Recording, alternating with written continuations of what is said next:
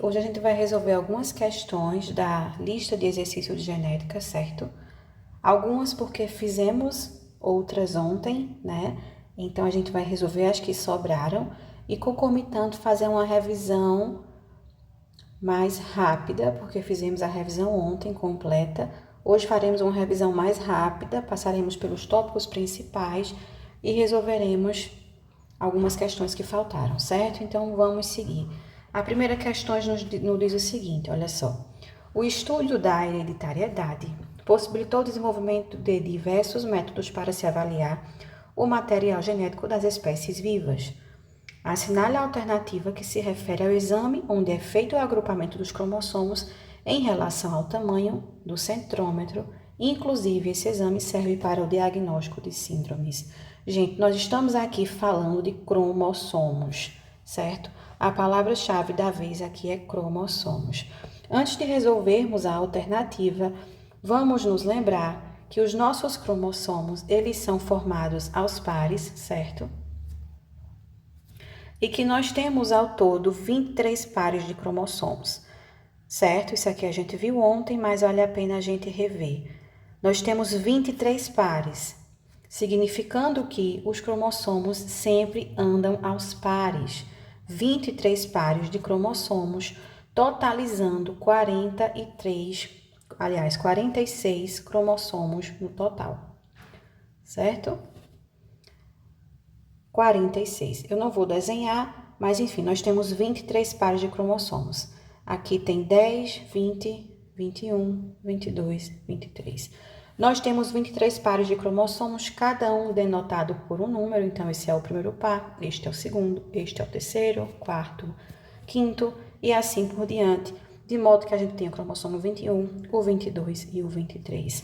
Observem que falamos ontem o cromossomo 23, ele é o cromossomo XX ou o cromossomo XY, nos dizendo que este par de cromossomo em específico está ligado ao sexo, homem ou mulher, certo? De modo que ele é chamado de cromossomo alossômico. Temos que toda característica ou toda doença ou qualquer síndrome que esteja relacionada ao cromossomo 23 é uma síndrome de caráter alossômica. É assim que a gente chama os cromossomos ligados ao par 23. Todos os demais pares, como nós vimos ontem, do 1 ao 22, nós temos cromossomos chamados de autossômicos.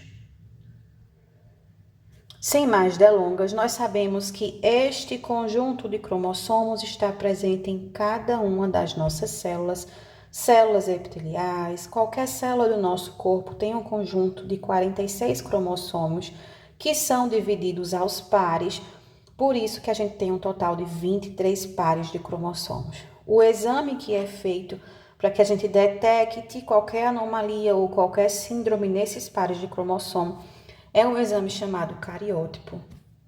E isso nós vimos na aula passada. Certo? Uma revisão rápida para vocês lembrarem. Lembrando que cromossomo nada mais é que pedacinhos do nosso DNA, certo? Que se dividem em fitas menores para caber dentro das nossas células. No fim das contas, os cromossomos a gente pode dizer que são pedaços do nosso DNA. Dito isso, qualquer teoria que caia na prova que tenha menção a cromossomo, é necessário a gente saber que os cromossomos são pedaços da fita do nosso DNA, que se dividem aos pares para caber nas nossas células. O exame que é usado para caracterizar qualquer anomalia dentre os 23 pares de cromossomos é chamado de cariótipo, e isso nós vimos ontem. Certo? Essa segunda questão, gente, é a questão sobre Mendel. Essa questão já foi respondida ontem pelas outras monitoras, certo? Mas vale a pena lembrar que Mendel é considerado o pai da genética. Ele fez alguns experimentos interessantes, na verdade, um dos primeiros experimentos da história para detectar como que nossas heranças genéticas são transmitidas aos nossos pares, né, às nossas gerações. E ele tem duas leis muito importantes. A primeira lei, que é chamada de segregação dos fatores, E quem estava presente ontem sabe, porque essa lei é chamada de segregação dos fatores. E a segunda lei, que também é importante, é chamada de lei da segregação independente.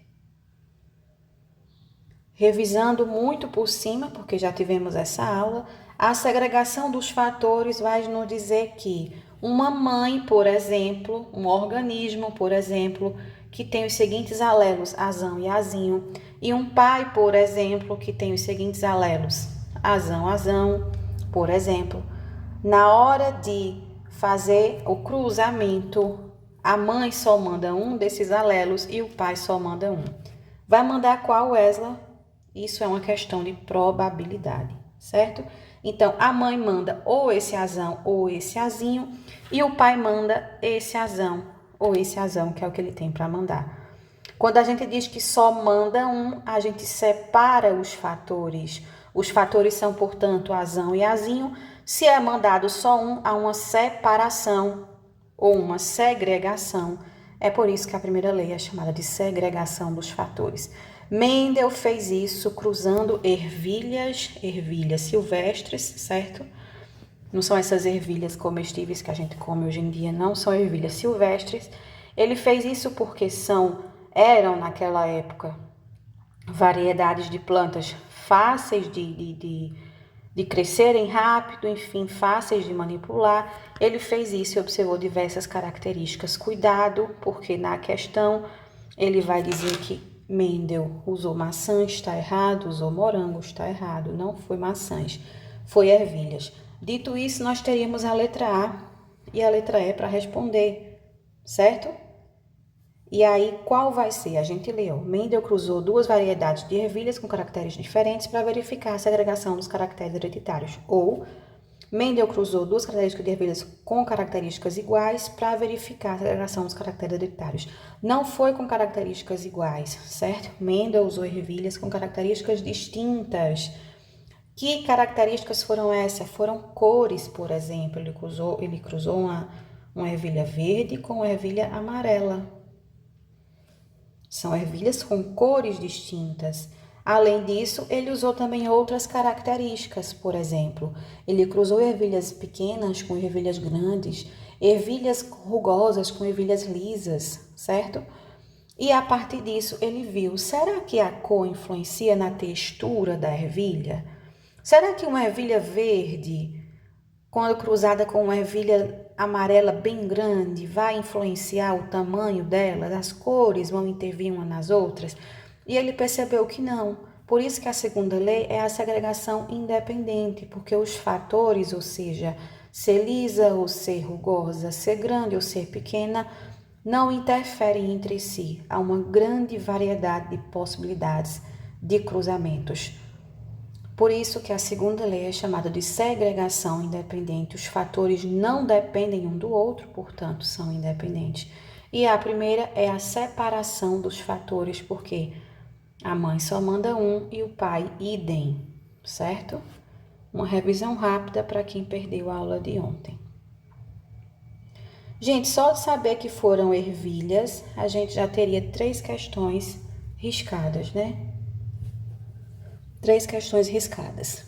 E aí, o que diferenciou a resposta de uma para outra foi que os caracteres foram diferentes. E aí, ele usou bastante caracteres, cores, texturas, rugosidades, tamanhos, enfim. A gente parte para a terceira e para a quarta questão, que fala do ciclo celular, certo? Essa questão, gente, ela já foi respondida tanto a terceira quanto a quarta, certo? Pelas outras monitoras. E se a gente for fazer uma revisão muito rápida, a gente tem uma etapa muito importante do ciclo celular, que é chamado de intérfase ou interfase. Olha só, essa etapa do ciclo celular, ela é uma etapa onde a célula passa mais tempo. Como assim? Antes da célula se reproduzir, ela passa um tempo na interfase, certo? Então, se a questão perguntar Qual é o momento onde a célula passa mais tempo ou qual é o momento onde a célula passa se preparando para realizar os eventos mitóticos e meióticos? Isso se chama interfase, certo? A gente tem também dois processos de divisão celular, que é a mitose e a meiose, certo? Mitose e meiose são processos de divisão celulares. O que é que diferencia a mitose da meiose? Muita coisa. Primeiro, a função de cada uma, certo? Meiose tem a ver com produção de gametas. Quando a gente lembra de gametas, a gente lembra de produção sexuada, certo? Então, sempre que tiver alguma coisa ligada à reprodução sexuada ou produção de gametas, nós estamos falando de eventos meióticos. E a mitose, Wesley? A mitose, ela é responsável pela regeneração celular, regeneração. Ela é responsável também pela cicatrização, pela manutenção, pela multiplicação e pela multiplicação. É isso. Olha só, nós temos 4 papéis importantes na mitose. Durante a mitose, a célula se regenera, ela cicatriza. A mitose também é responsável pela manutenção da célula e pela multiplicação dela. Quando a gente fala de gametas, a gente não está falando mais de mitose, a gente está falando de meiose. Gente, isso é a revisão das revisões, certo? Então, por isso que está um pouquinho mais, muito resumido, ainda tem mais coisa, mas a gente está fazendo a revisão da revisão porque já fizemos ontem.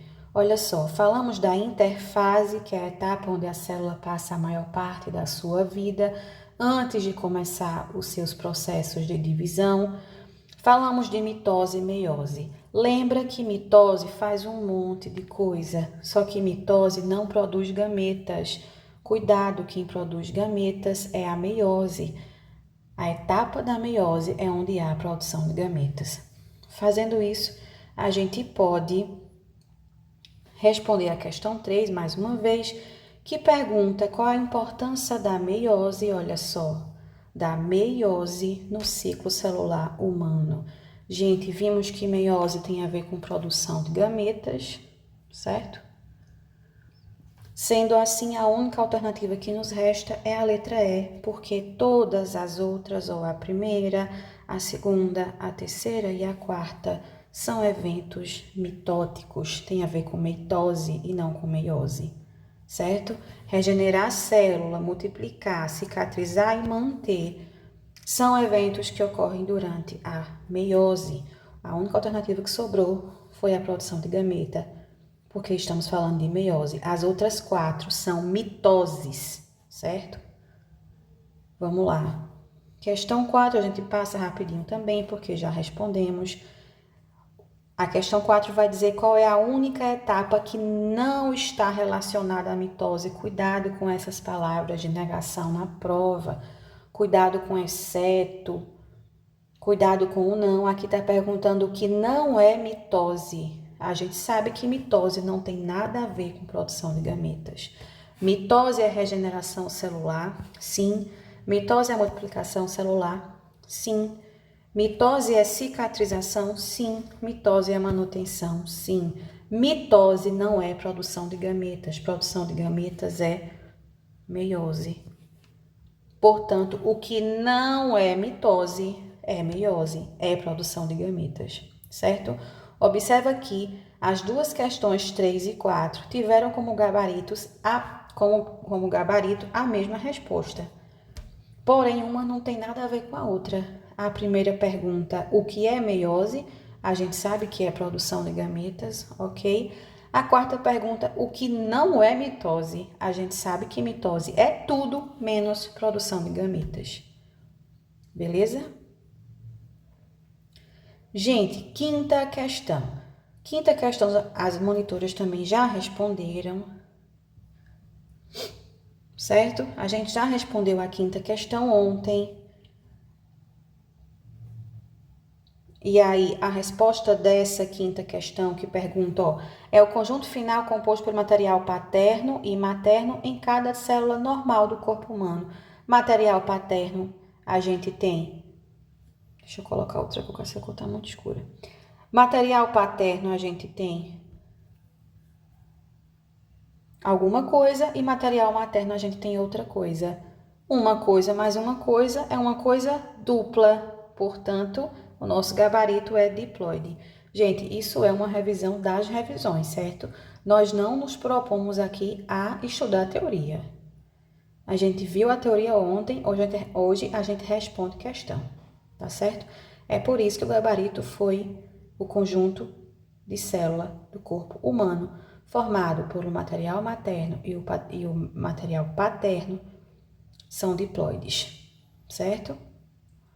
A sexta questão, ciclo celular, certo? Aqui está dizendo, ó, essa fase dos ciclos cromossomos estão descondensados em filamentos e muito mais propensa a eventos de quebra, translações e invenções que podem resultar em síndromes estruturais. Olha só, é nessa etapa que a célula está se preparando para começar as suas divisões.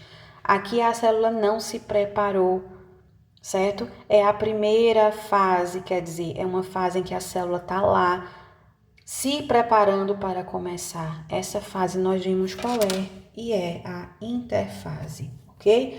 As meninas já explicaram muito bem isso para vocês ontem. Seguindo para a próxima questão, temos uma questão muito semelhante, e aí essa questão, ela está dita de forma mais clara. É a fase onde a célula passa a maior parte da sua existência, a gente nem precisa pensar, já sabe que é na interfase ou interfase, certo? Essas questões 6 e 7 foram questões muito parecidas que reforçam a necessidade da gente saber qual é o nome da fase onde a célula passa a maior parte de sua existência. A gente sabe que é na interfase.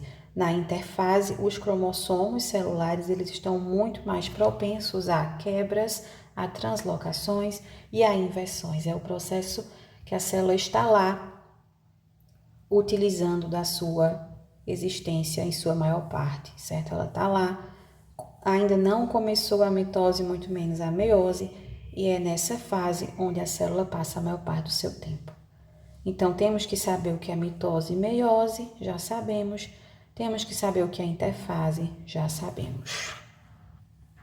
Partindo para a oitava questão, a gente tem que identificar qual é o caminho correto do processo de transmissão da informação genética que ocorre no dogma central da biologia molecular. Gente, o que foi que vimos ontem? Nós vimos o DNA.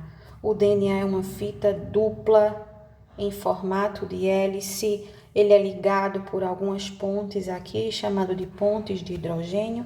São essas pontes que permitem essas duas fitas ficarem ligadas. A gente sabe que essas pontes podem se quebrar, certo? Então, o que era uma fita dupla se transforma numa fita simples, ela se quebra. Depois o DNA continua a sua formação. Um desses pedacinhos de fita se desprende e sai para fora. Não é mais DNA, agora é RNA, caracterizando que o RNA é um pedaço do DNA que foi transcrito. A gente viu também que existe um processo onde o RNA é traduzido nas chamadas proteínas, que são os conjuntos dos nossos aminoácidos. Biologicamente, o caminho é então esse: DNA, que se quebra, se transforma em RNA, que por sua vez se traduz em proteínas, nos dizendo que a alternativa correta é a letra A, DNA, RNA e proteínas. Falamos disso tudo na aula passada, certo? Na revisão passada. Falamos de dois processos muito importantes, olha só. A transcrição e a tradução, certo? Duas etapas importantes que vocês têm que saber. Nós temos a transcrição e temos a tradução.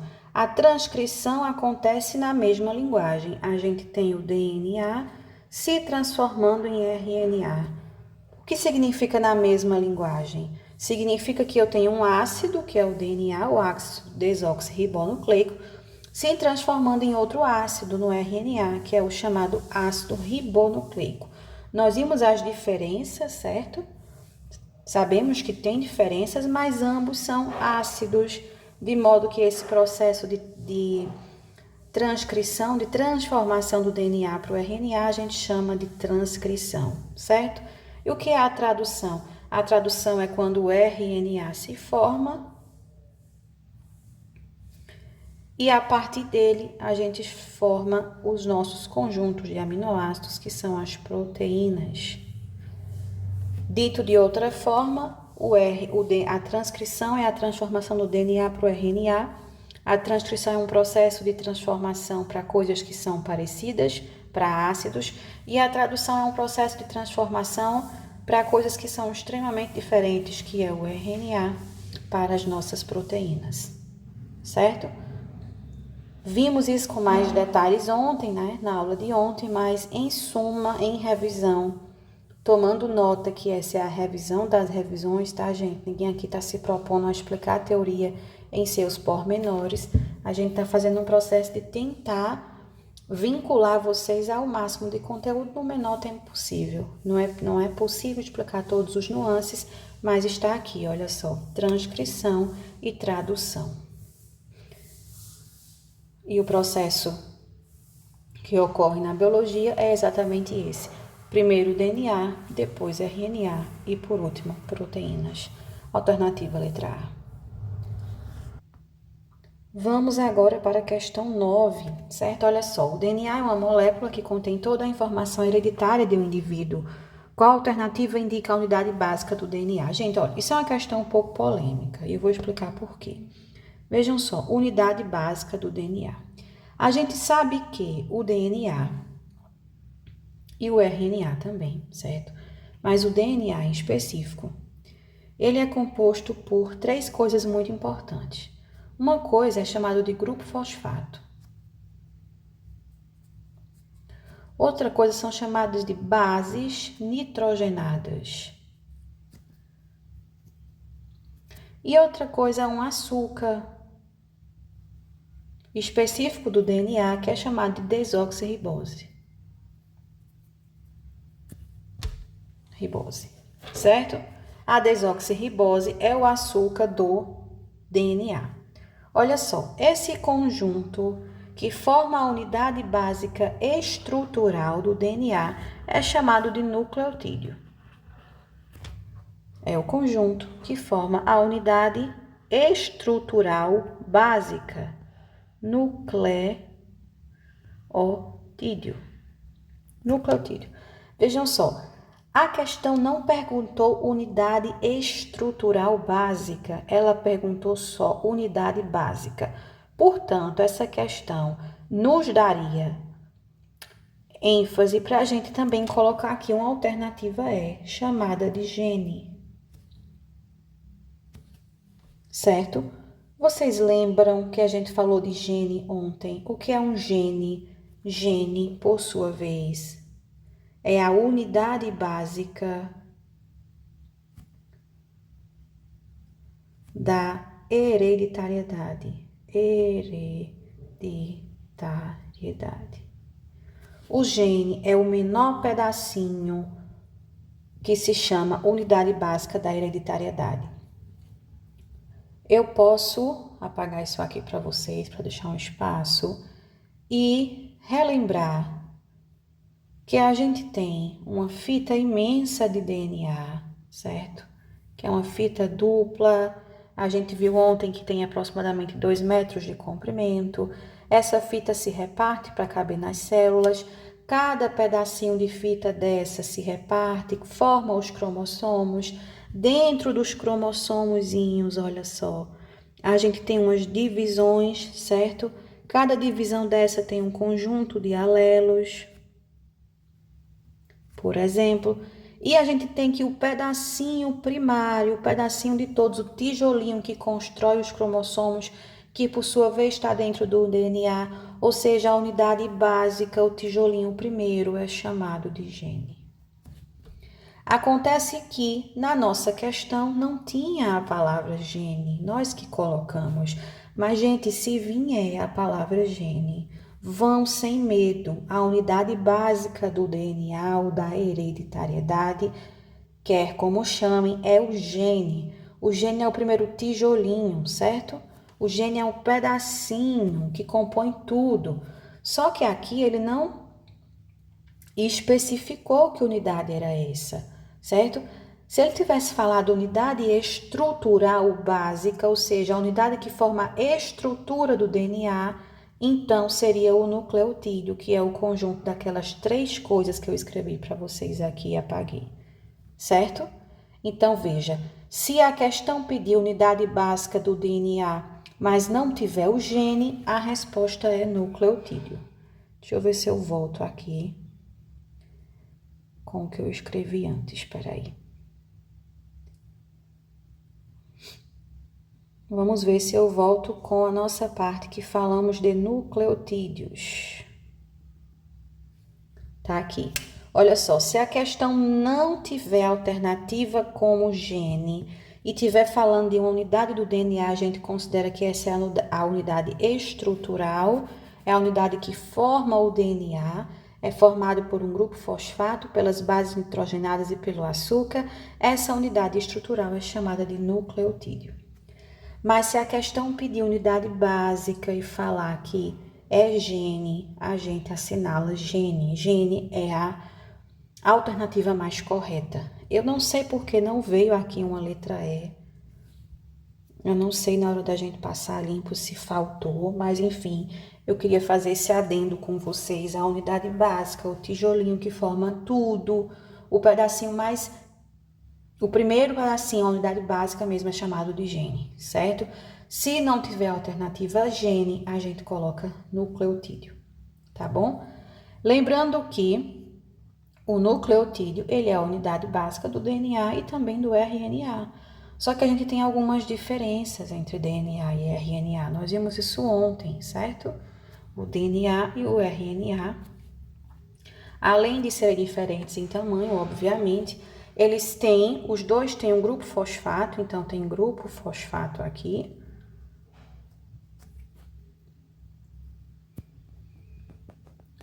Os dois têm bases nitrogenadas, certo? Eu vou botar só o nome bases, mas são bases nitrogenadas. E os dois têm açúcares. Só que o açúcar do DNA é um açúcar chamado de desoxirribose.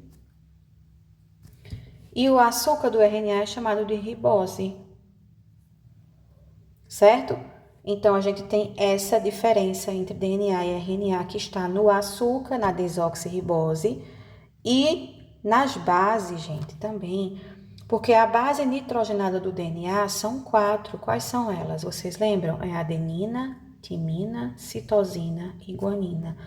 E no RNA, Wesley, são as mesmas bases, exceto a timina. Não tem timina no RNA, só tem no DNA. De modo que a gente tem aqui adenina, uracila, citosina e guanina. Então, em relação às bases, a única coisa que difere é que no DNA tem timina e no RNA tem uracila. Falamos disso tudo ontem, isso é apenas a revisão das revisões, certo? Interessante voltar um pouco aqui, porque eu lembrei de uma coisa. Gente, esse processo todo, certo? Que é o dogma central da biologia, que acontece na maioria dos casos, ou seja, o DNA se transcreve em RNA, que se traduz em proteína.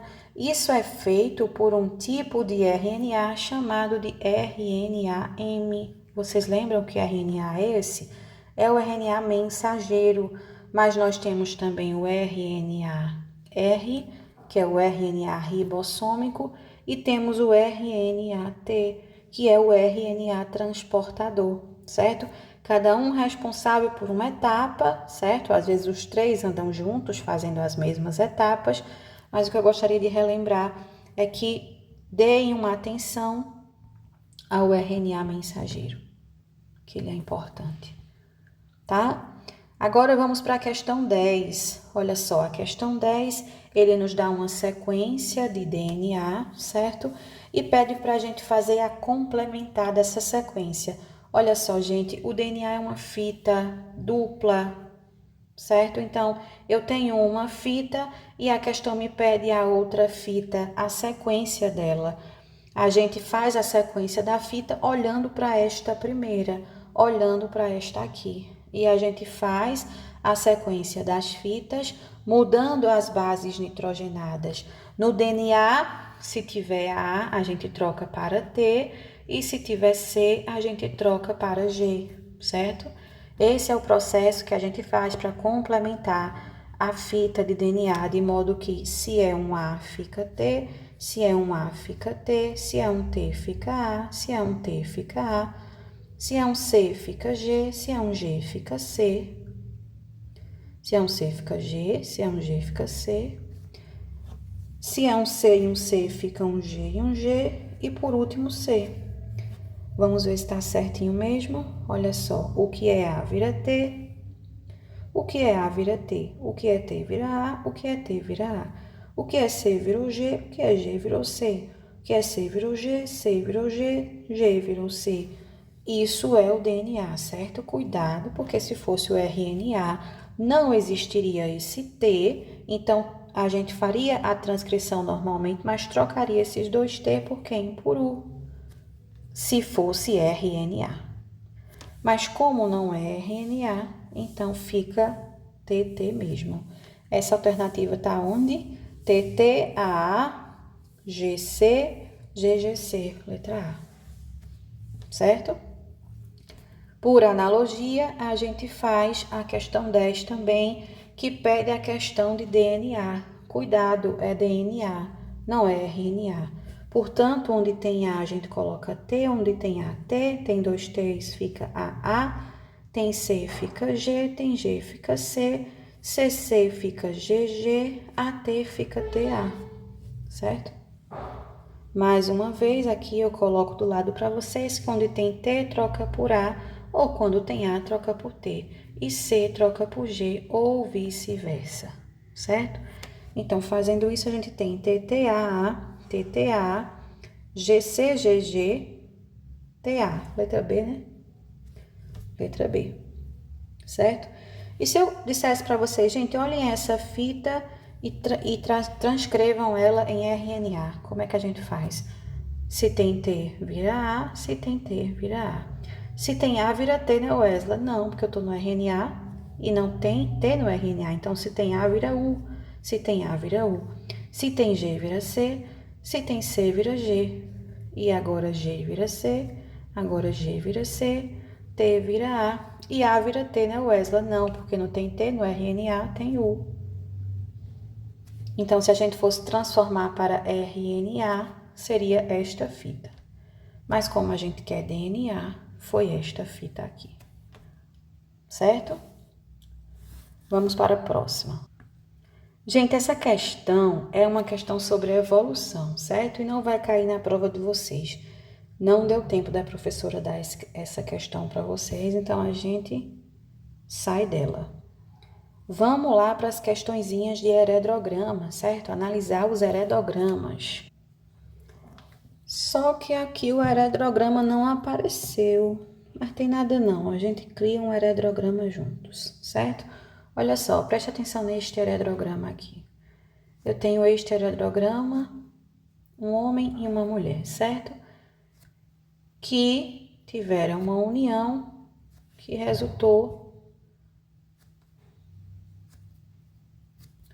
4 filhos. Esse filho aqui se casou, certo? E aí dessa união resultou mais 2, que também foi um homem e uma mulher. Eu vou pintar alguns quadradinhos aqui.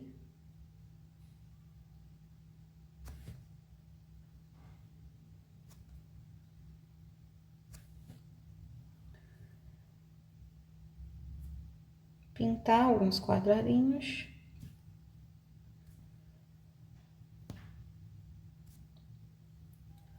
E a partir deste heredograma, a gente vai analisar as alternativas, certo? Olha só. Aqui a gente tem a primeira geração, aqui a gente tem a segunda geração, aqui a gente tem a terceira geração, certo? Cada linha do heredrograma é uma geração. Beleza? Sabendo disso, a gente analisa. Olha só, os que estão pintados são os afetados por alguma coisa. Pode ser por uma condição genética de doença, pode ser por uma condição diferente de doença, mas enfim, são organismos afetados. A gente tem aqui um homem afetado, certo? A gente tem aqui 2 mulheres afetadas e um homem. E depois, na próxima geração, a gente tem uma mulher afetada. Veja, tem mulheres e homens afetados. Ou seja, independe do sexo, não depende do sexo essa herança genética. Ela afeta tanto homens quanto mulheres. Ou seja, não está ligada ao cromossomo 23, lembra? Quando a gente diz que as coisas estão ligadas ao cromossomo de par 23, é porque são doenças ou características alossômicas. Alossômicas. O que não é o nosso caso aqui, porque em todas as gerações, certo? A gente vê indivíduos tanto masculinos quanto femininos sendo afetados, portanto não é alossômico. Essa condição de afetação, ela compromete um dos pares de cromossomos do 1 ao 22, certo? Pode ser qualquer um deles. E isso a gente chama de condição autossômica. Ou seja, não depende do sexo, não depende porque aqui eu tenho um homem afetado, mas eu também tenho mulher. Aí eu tenho um homem e também tenho mulher, certo? Então, se não depende, é autossômico. A gente tem a letra C, a letra B dizendo que é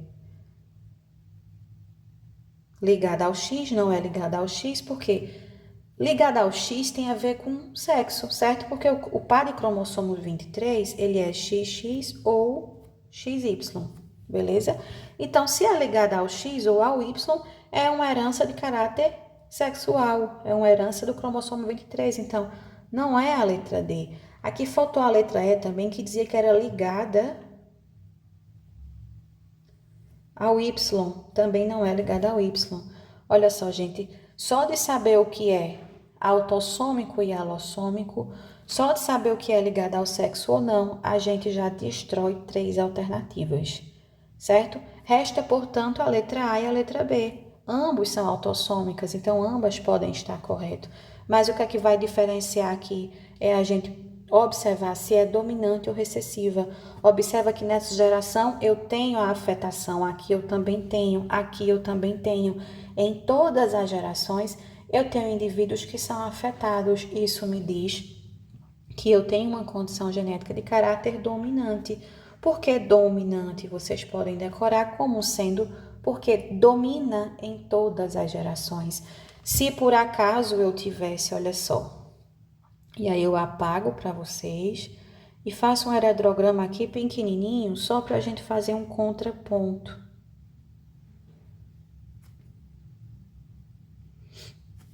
Se eu tivesse, por exemplo, um heredrograma desse tipo, essa seria uma herança genética de caráter recessivo, porque dominou na primeira geração, mas na segunda não teve ninguém, apareceu na terceira. Isso é uma herança de caráter recessivo, porque ela pula gerações, o que não é o nosso caso é esse. Portanto, ele é uma herança de caráter dominante e, mais do que isso, é uma herança de caráter autossômico ou autossômica, porque não tem a ver com o sexo, não tem a ver com o par de cromossomos 23, beleza? Nesse mesmo sentido, a gente tem uma questão 13 muito semelhante, certo? E aí a questão 13 também não apareceu o heredrograma, mas como eu já sei a resposta, a gente pode fazer um heredrograma aqui. Então, considerem este heredrograma em específico.